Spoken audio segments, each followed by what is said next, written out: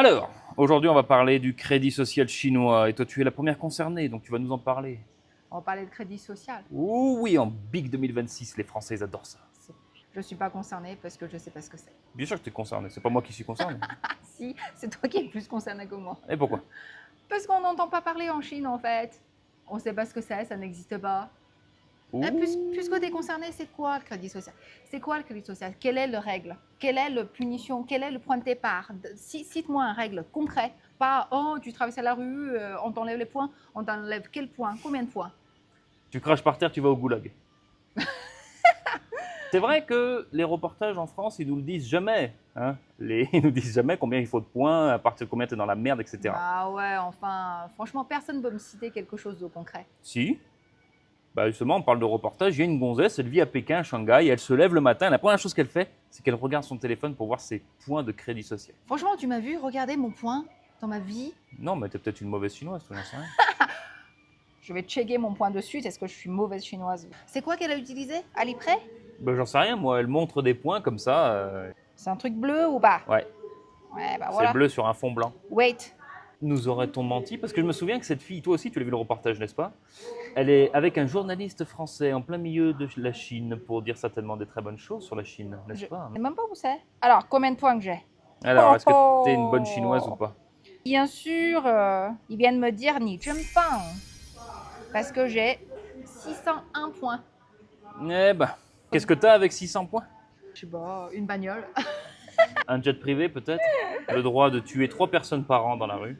Ah là, c'est ça qu'elle a regardé, c'est son point de paiement en fait. C'est comme si toi, tu regardes, oh, est-ce que je peux toujours emprunter, est-ce que je peux toujours consommer en avance le mois prochain puisque j'ai remboursé mes dettes de ce mois-ci sur ton CIC?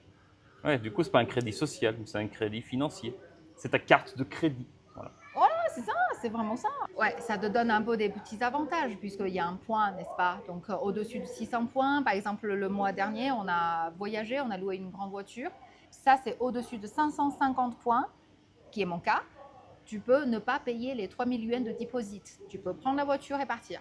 Donc, cette application de paiement il est relié avec l'application de location de la voiture. Donc, si on a un accident ou quoi que ce soit, on a besoin de payer, l'entreprise de la location de voiture peut directement prélever quand même sur mon compte. Hein. Ça prélève, il m'a prélevé quelque Il chose. t'a En prélevé, plus. oui, parce que quand on est revenu, on n'avait pas fait le plein d'essence au retour de la Ah voiture. oui, oui. Et c'était OK, c'était autorisé, mais il te disait Ouais. que tu vas payer la différence. Et en fait, on n'a jamais reçu comme quoi on devait payer la différence. Et un jour, elle regarde sur son compte, elle a été prélevée et c'était associé à un message pour dire voilà ce que vous avez dû payer pour l'essence manquante dans la voiture. On nous a rien demandé, ça a été prélevé directement. Ça reste pratique quand même, parce que du coup, on n'a pas besoin de faire toutes les démarches avant, on n'a pas l'obligation de rendre la voiture avec le plein, puisque tu as le point, puisque le point de paiement, ça te montre que tu as toujours de l'argent sur ton application de paiement. Donc, tu peux avoir ce confort de faire ton voyage sans penser à tout ça, et après, ça te prélève directement sur ton compte avec le prix de l'essence du jour. Ouais, quand on y pense, c'est pas une mauvaise chose. Tu Voilà. payes bien, les commerçants te font confiance, ton application te fait confiance. Ok, d'accord, mais qu'est-ce qui se passe quand on perd des points? Alors, franchement, j'en sais rien. On n'a jamais perdu de points. J'ai l'impression que tu peux que augmenter. Et si tu consommes plus avec cette application, donc ton point s'arrête d'augmenter. Mais est-ce que tu t'en perds? Toi, t'en as jamais perdu. J'en ai Mais jamais toutes perdu. tes copines, tous tes proches à qui t'as parlé de ça en Chine, eux, ils en ont Personne perdu? n'en a jamais parlé de ça. Ça n'existe pas ici. On n'en parle pas. Parce que notre Alipay, il est toujours lié avec notre compte bancaire. Qu'on n'a jamais été en rouge. Donc, je ne sais pas. Quelle bande de petits bourgeois, ces Chinois, ils sont jamais dans le rouge avec la banque. J'ai jamais regardé. Je savais pas ça existe. Mais personne ne regarde. Elle a demandé à chaque copine, chaque membre de sa famille, chaque personne avec qui elle a pu discuter 2 secondes dans plein de villes différentes, est-ce que vous savez ce que c'est le crédit social? Est-ce que ça vous touche? Les gens sont là, mais jamais entendu parler. Ouais, mais franchement, sans blague. La dernière personne que je lui ai demandé, c'est la semaine dernière. C'est une personne, c'est ma copine, elle parle un anglais parfait, elle travaille pour Alibaba, elle est en partenaire avec une entreprise française qui vend du vin en Chine. Je lui ai demandé ce que c'est, crédit social. Elle m'a dit, Bah ouais. voilà. Ça ne concerne personne ici. Ça concerne que les Occidentaux.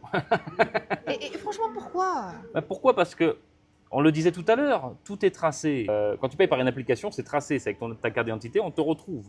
Et ça, l'Occident, il veut la même chose. il ne peut pas dire que la Chine opprime son peuple pour ça, parce que si demain la France peut faire ça, elle va te le faire. Mais par contre, il faut trouver quelque chose qui les rend méchants, qui disent que c'est des mauvaises personnes, qu'il ne faut pas faire comme eux. Et là, on a dit, on va dire qu'il y a un crédit social, qui en fait est basé sur une toute petite vérité. Rappelle, on a regardé la ville qui a été test pour le crédit social. Ah oui, Xiamen. Voilà. C'est une ville riche au bord.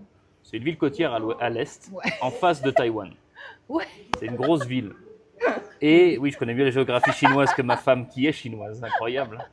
Donc Xiamen, c'est la grande ville, c'est l'exemple du crédit social en Chine. Donc là-bas, ça a vraiment existé, mais c'était municipal, c'est la ville qui a mis ça en place. Et tu avais le droit à des petits avantages si tu faisais des trucs sympas, tu gagnais des points effectivement. Je rigole parce que j'en sais rien.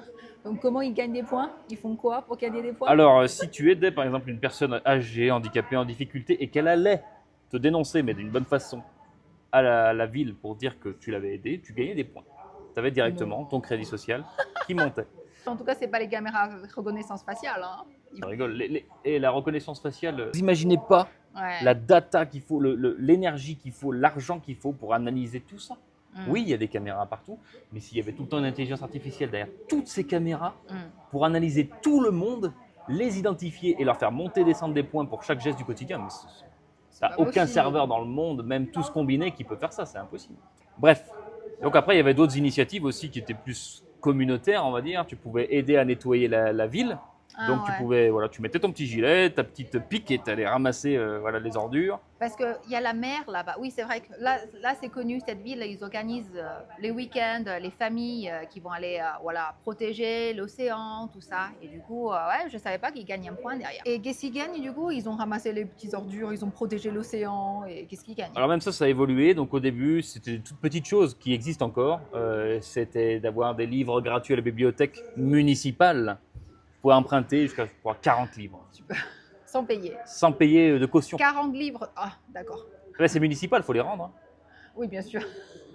Et sur le parking municipal aussi, tu avais des petits tickets de 5 yuan pour pouvoir rester. Je sais pas, 5 yuan sur un parking municipal, c'est peut-être on a des tickets la demi-journée, j'en sais rien. stationnement, quoi. Voilà. Ça, c'est sympa. Mais aussi. c'était pas à volonté. Tu as fait une bonne action, on te donne un ticket. Voilà. C'est comme un coupon en France. Si un jour tu aides des gens, ils vont te donner des trucs. Et là où ça commençait à partir en cacahuète, c'est qu'ils ont commencé à vouloir accorder des prêts à taux préférentiel pour ceux qui avaient beaucoup de points, qui avaient beaucoup participé. Ça a touché l'économie. Voilà. Donc là, c'était municipal. Encore une fois, c'est la ville. Hein. Et l'État chinois, le gouvernement a dit, on arrête tout. Ça va trop loin. Ah, ok. C'est illégal. Ce n'est pas des décisions judiciaires, etc. Vous ne faites pas ça. C'est pas le gouvernement qui a mis ça en place. Donc la ville, maintenant, elle a juste le droit, encore, je crois, à sa bibliothèque et ses parkings. Mais il n'y a plus de question d'avoir des super avantages comme des prêts. Parce qu'un prêt bancaire, ça commence à être costaud comme avantage, c'est sympa. Hein. Mais ça, ils ont arrêté. Et les sanctions? Est-ce qu'ils peuvent faire des mauvaises choses, cracher par terre Alors, si tu es un mauvais citoyen, ta sanction, c'est de ne pas avoir les avantages des bons citoyens. Et c'est tout. Tu ne pourras pas emprunter les livres, tu vas devoir donner la caution. Voilà. Ouais, normalement, on n'a jamais de sanctions. En fait, le gouvernement aussi s'est exprimé là-dessus. C'est-à-dire qu'il ne voulait pas qu'il y ait des sanctions, parce que les sanctions doivent être judiciaires et par un représentant de l'État, pas de la ville. Oui, voilà, c'est logique en fait. C'est ce qu'on appelle l'éducation positive. Voilà. On essaye d'encourager, de faire des bonnes choses en te donnant des avantages. Il n'y a pas de sanctions, il n'y a pas tu craches par terre, t'enlèves 2 points et tu peux pas aller à l'hôtel. Va voir mon short, j'ai fait un short sur la façon dont les gens roulent en scooter en Chine. Tu verras s'ils ont un crédit social. Celui le gant. Voilà. Elle est drôle celle-ci, va voir. Et tu vas vite te rendre compte que s'il y avait un crédit social, tout ça là, ça disparaît de la circulation. Ils ont pas impossible. de points quoi. La dernière chose qui me fait tilter en y repensant, c'est que ton oncle, lui, il m'a dit qu'il avait des soucis. Et j'avais compris ça comme un crédit social. Il ne peut pas quitter la province où il vit, il ne peut pas prendre l'avion, il ne peut pas prendre un hôtel. C'est pas cool de parler mon tonton. Ouais, alors si on parle mon tonton, en fait c'est un cas particulier, c'est quelque chose de judiciaire, il n'y a rien à voir avec le civil, avec le social.